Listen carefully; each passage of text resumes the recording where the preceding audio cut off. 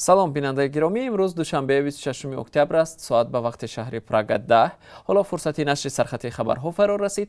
من عبدالله اشرف هستم و در چند دقیقه دیگر آخرین خبرهای تاجیکستان و جهان را که تا این لحظه دسترسی ما شد منظور شما می‌سازیم. در تاجیکستان بانکی نو تأسیس دادند. مقامات بانک ملی تاجیکستان گفتند که صنعت صادرات بانک دولتی است و از 23 اکتبر اجازه کار را صاحب شد.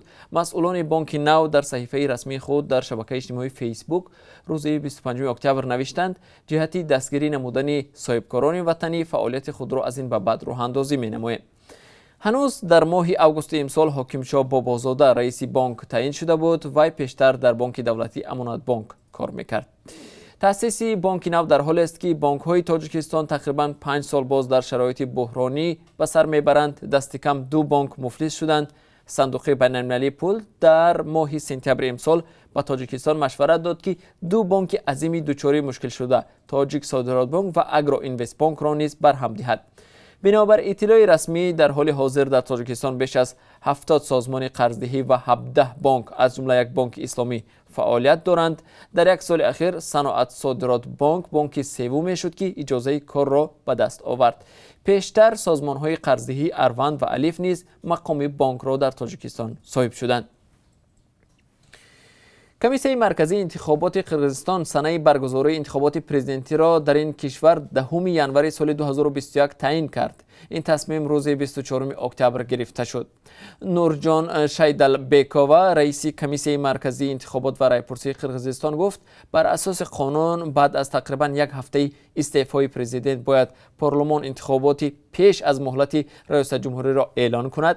پرزیدنت قرقیزستان سوارونبای جینبکوف 15 اکتبر از مقامش استعفا داد. حالا صادر جباروف سروزیر است و همزمان صلاحیت های پرزیدنت را دارد. وضع در قرقیزستان بعد از اعلان نتیجه های انتخابات پارلمانی 4 اکتبر پیچیده شد. ناراضیان روز 5 اکتبر در بشکک بیکار کردن نتیجه های انتخابات و برگزاری رایدهی تکراری را طلب نمودند. کمیسیون انتخاباتی روز 6 اکتبر نتیجه های انتخابات پارلمانی را بیکار کرد. بابا مراد عبداللهف روزنامه‌نگار مستقل از ازبکستان در شبکه اجتماعی فیسبوک خبر داد که پرونده جنایی نسبت وی قطع شده است. عبداللهف گفت روز 23 اکتبر او را به خدمات امنیتی دولتی دعوت و خبر دادند پرونده جنایی که 29 ایون سال جاری باز شده بود قطع گردیده است. همزمان به وی شناسنامه خارجی تقدیم کردند و خبر دادند که در رفت و آمد به خارج کشور آزاد است. پرزیدنت ازبکستان شوکت میرزیویف روز 18 اکتبر به عبداللهف در شهر تاشکند منزل 3 حجرگی تقدیم کرد. با گذشت یک روز عبداللهف خبر داد که مفتشان خدمات امنیتی دولتی ازبکستان او را تهدید حبس کردند.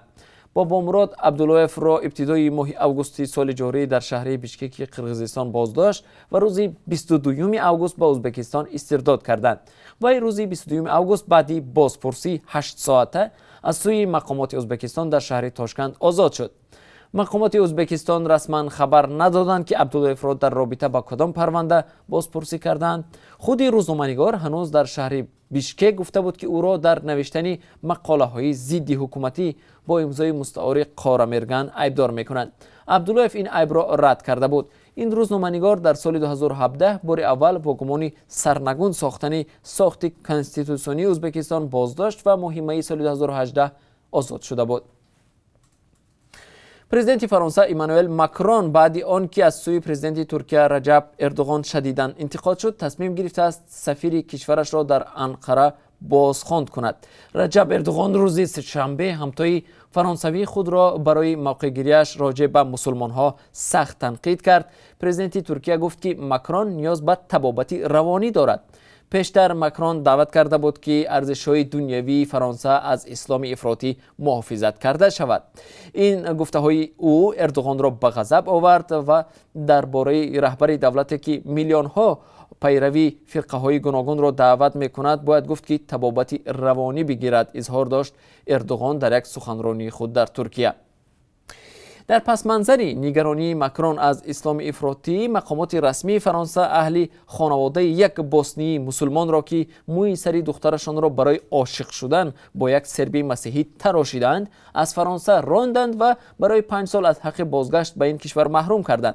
ژرالد درمانین وزیر کارهای داخلی فرانسه در یک بیانیه رسمی گفت که 5 عضو خانواده دختری 17 ساله یعنی پدر و مادر و 3 خواهر و برادرش را که در شهر شرقی بسانکون زندگی می‌کردند روز 24 اکتبر به شهر سارایوو پایتخت بوسنیا و هرزگوین بازپس فرستادند.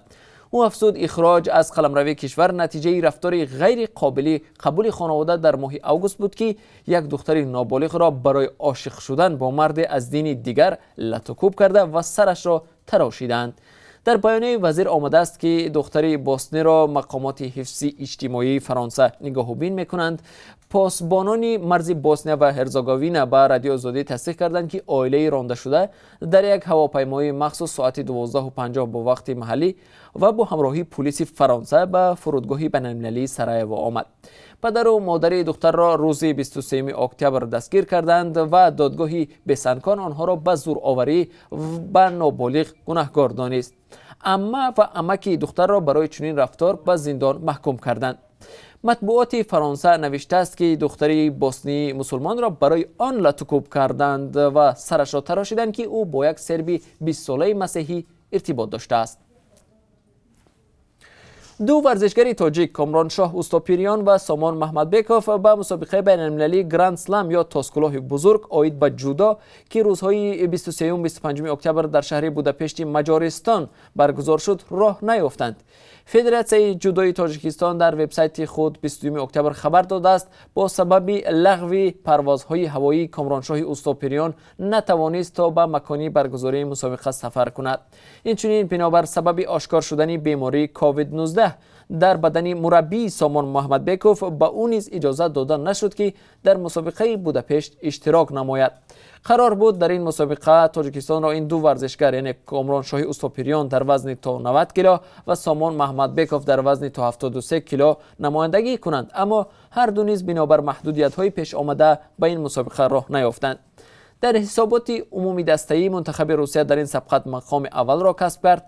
در این مسابقه بین‌المللی ورزشکاران برای گرفتن امتیازها جهت دریافت راهخطها به المپیاد توکیو که سال 2021 برگزار می شود تلاش ورزیدند.